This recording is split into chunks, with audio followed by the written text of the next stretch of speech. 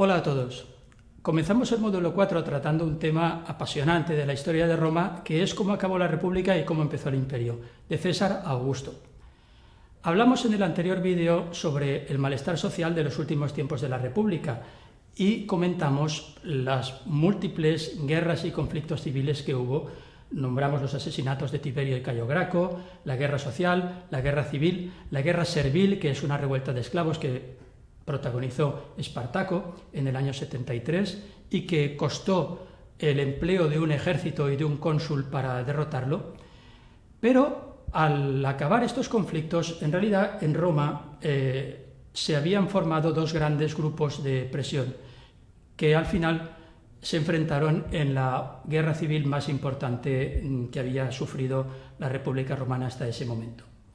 Simplificando mucho, tenemos a dos grandes generales, Julio César y Cneo Pompeyo, que cada uno de ellos se convirtió en la cabeza de una de las facciones políticas de la República. Por un lado, Julio César, a la cabeza de la facción de los populares o los democráticos, y Pompeyo, a la cabeza de la facción de los optimates, de los senadores, de los grandes propietarios latifundistas. Es una gran simplificación, digámoslo así. Llegó un momento en que estos dos grandes generales se pusieron de acuerdo con la ayuda de otro personaje, Marco Cornelio Craso, el hombre más rico de Roma, formando el primer triunvirato, intercambiándose matrimonios en sus familias, etcétera, creando una especie de nuevo orden político en Roma. Pero la cosa no duró demasiado y en el año 45 estalló la guerra civil.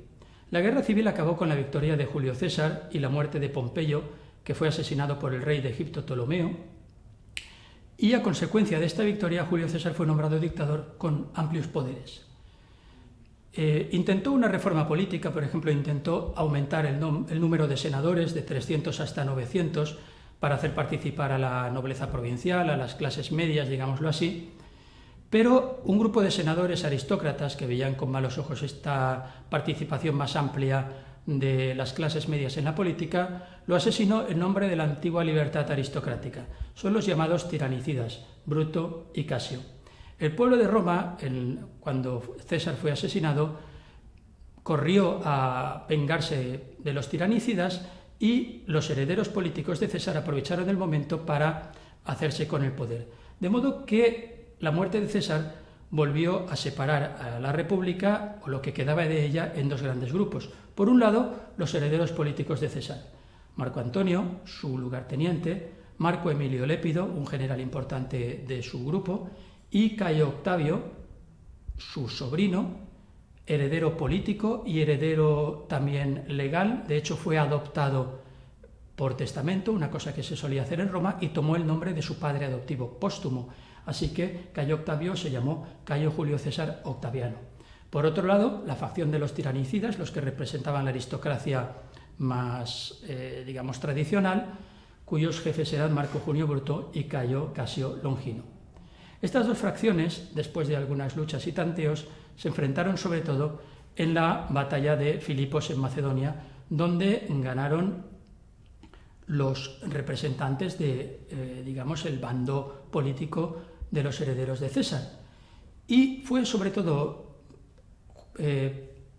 Octavio el que se hizo con el control de Roma y de la zona occidental del imperio, relegando a Marco Antonio al oriente, donde empezó una alianza con Cleopatra que aprovechó Octavio para denigrarlo, para quejarse de su política, para decir que Roma sería traicionada y vendida al oriente, de modo que las rencillas entre ellos fueron creciendo hasta que estalló la Segunda Guerra Civil o el segundo conflicto civil, que se resolvió en la batalla de Accio, en el Epiro, en la actual Grecia, donde Octavio resultó vencedor y tanto Marco Antonio por un lado y su amante Cleopatra por otro se suicidaron en los días sucesivos.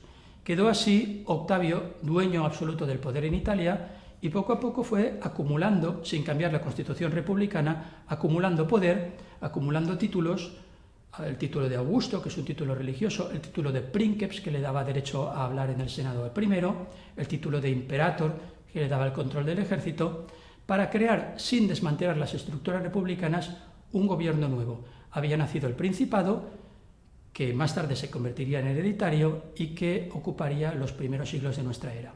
Muchas gracias.